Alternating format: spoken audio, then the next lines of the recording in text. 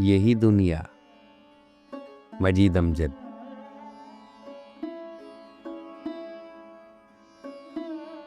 इश्क पीता है जहां खूनाबे दिल के अयाग, आंसुओं के तेल से जलता है उल्फत का चराग।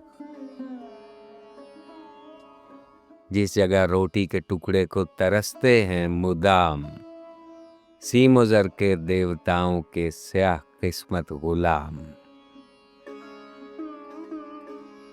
जिस जगह हुब्बे वतन के जज्बे से होकर तपा, सूली की रस्सी को हंसकर चूमते हैं नौजवान।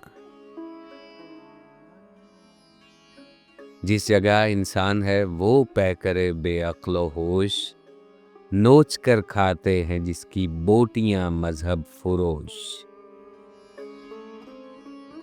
जिस जगह यूं जमा है तहजीब के परवरदिगार, जिस तरह सड़ते हुए मुर्दार पर मुर्दार खार। जिस जगह उठती है यूं मजदूर के दिल से फोआ, फैक्ट्री की चिमनियों से जिस तरह निकले धुआं। जिस जगह सरमा की ठंडी शब में ठिठरे होंठ से चूमती है रो के बेवा गाल सोते लाल के। जिस जगह देहकां को रंजे मेहनतों कोशिश मिले और नवाबों के कुत्तों को हंसी पोशिश मिले।